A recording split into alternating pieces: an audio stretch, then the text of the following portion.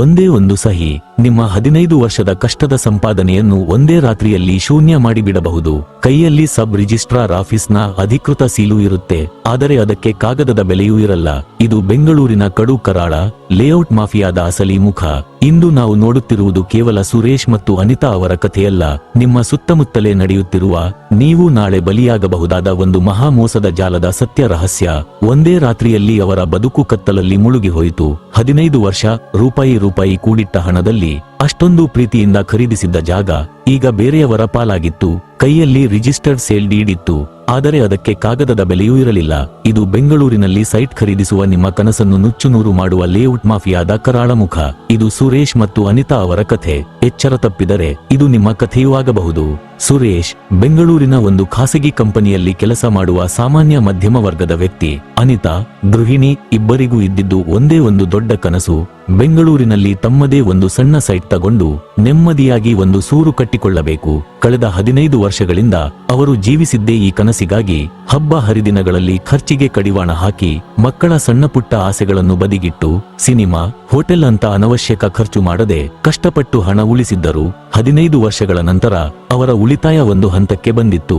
ಇನ್ನು ಕನಸು ನನಸಾಗುವ ಸಮಯ ಹತ್ತಿರ ಬಂತು ಅಂತ ಖುಷಿಪಟ್ಟರು. ತಮ್ಮದೇ ಸೈಟ್ ಹೊಂದುವ ಆಸೆ ಅವರ ಕಣ್ಣಲ್ಲಿ ಹೊಳೆಯುತ್ತಿತ್ತು. ಒಂದು ದಿನ ಸುರೇಶ್ ವಾಟ್ಸಾಪ್ಗೆ ಒಂದು ಮೆಸೇಜ್ ಬಂತು.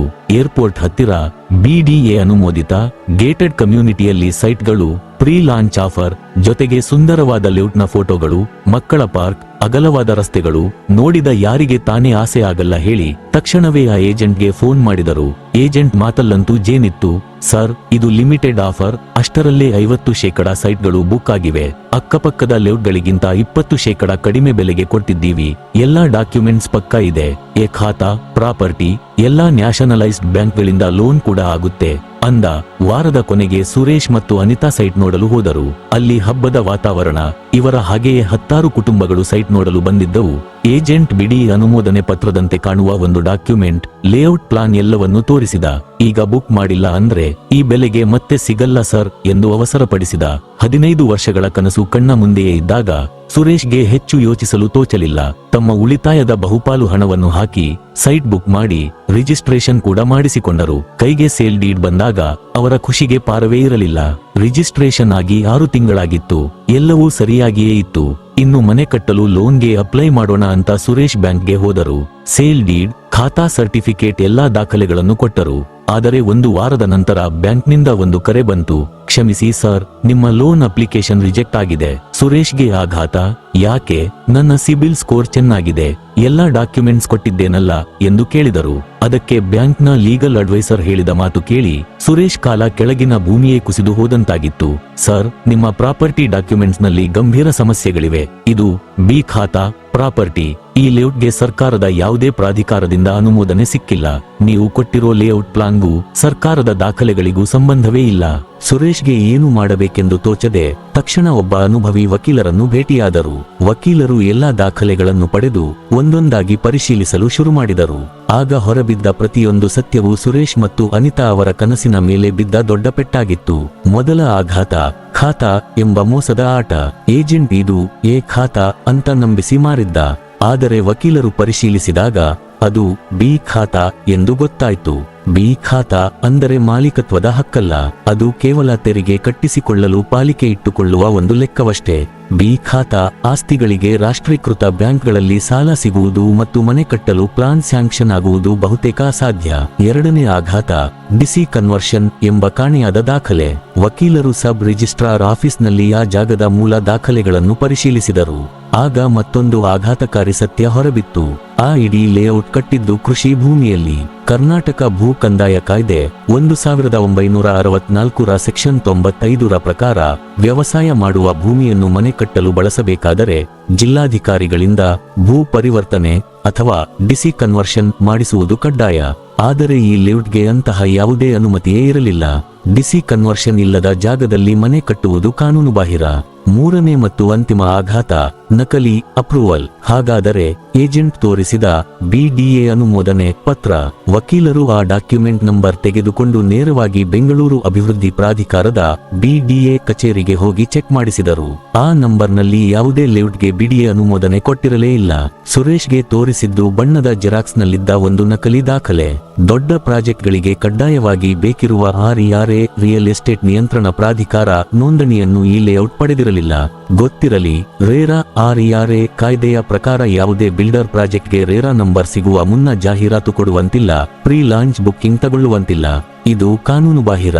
ಆದರೂ ಬೆಂಗಳೂರಿನ ದೊಡ್ಡ ದೊಡ್ಡ ಮಾಫಿಯಾಗಳು ಕಣ್ಣು ತಪ್ಪಿಸಿ ಈ ಪ್ರೀ ಲಾಂಚ್ ಎಂಬ ಮಾಯಾಜಾಲವನ್ನು ಸೃಷ್ಟಿಸುತ್ತಿದ್ದಾರೆ.